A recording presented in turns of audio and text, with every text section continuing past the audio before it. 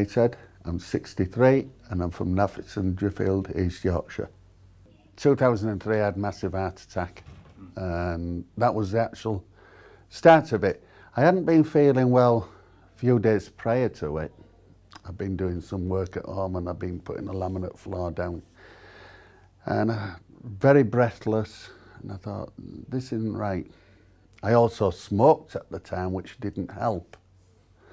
And first thing I did was stop, made myself a cup of coffee, and of course the first thing you do, you have a cigarette, which big mistake. And then 2 days later, I had the massive heart attack.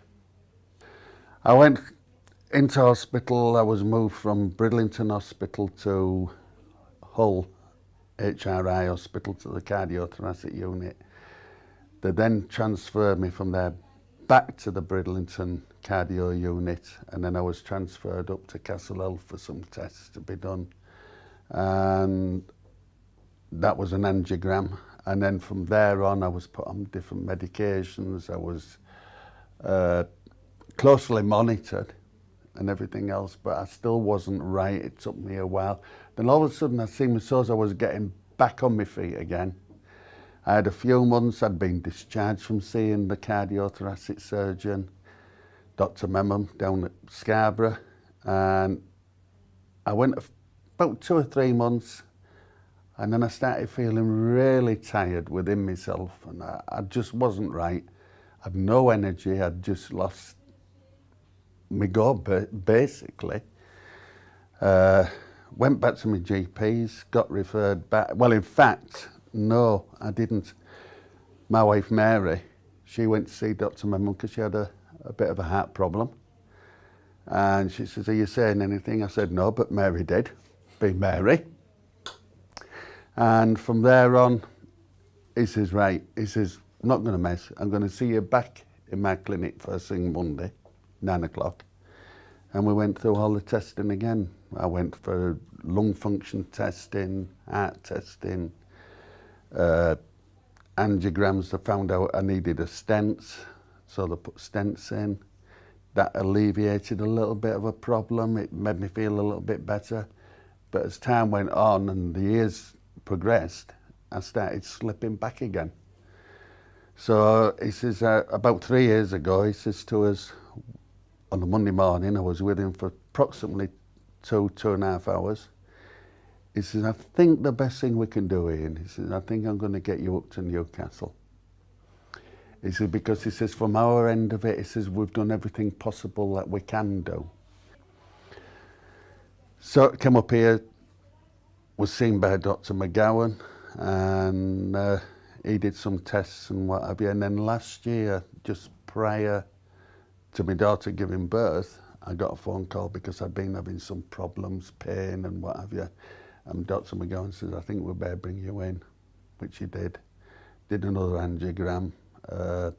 And then from there on, Professor Zaman and Arla came to see me and asked if I'd be interested in going on the BioVentrix trial.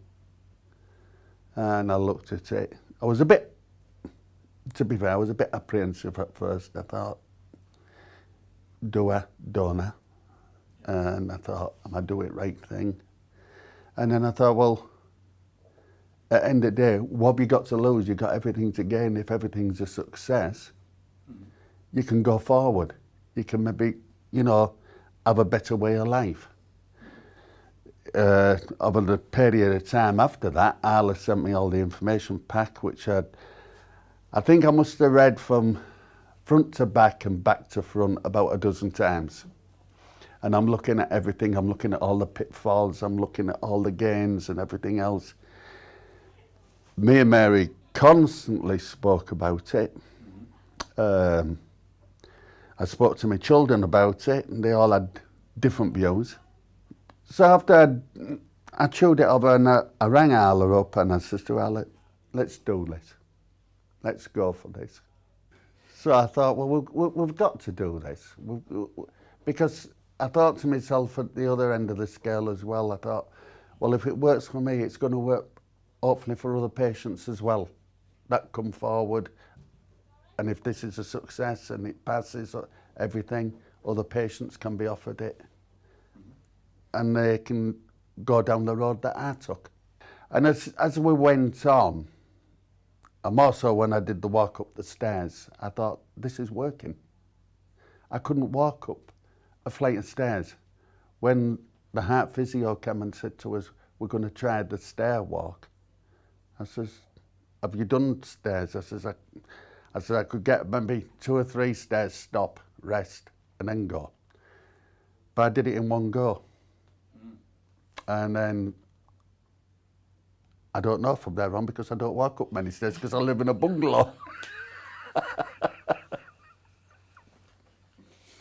The other surprise I got was that the Professor Schuler and Professor Zaman told me that my heart had gone back into rhythm. Into sinus rhythm, something I'd never had before. I was skipping. I'm slowly starting to get back to doing my DIY activities. Because I used to be a civil engineer and I was always quite active. And I'm slowly getting back to doing them. Still get breathless because it's still early days if I overexert myself and that sort of thing. But I just take it as it comes. When I get tired, I just stop, rest, and then start again. And I keep building up and building up. I'm still doing the breathing exercises that I've been given. Walk round the village, have a walk around the village, which something I couldn't do before. So that's good on that side of it. Everything from day one has been explained in depth. The professors have explained where they're going to cut, how they're going to do it, where they're going in, how things are going to go on. Show me all the scans and everything else that I've had done. Explain different parts of what could go wrong. Hopefully wouldn't go wrong, which it didn't. But they says we've got to explain anyhow. And yeah, absolutely fantastic. When I really thought about it, I thought, we've got an option open here. And I thought, well, that option's there. Why not try it and see how we progress? That is without shadow of a doubt. I'd say, take it. Take the chance. You've nothing to lose and everything to gain.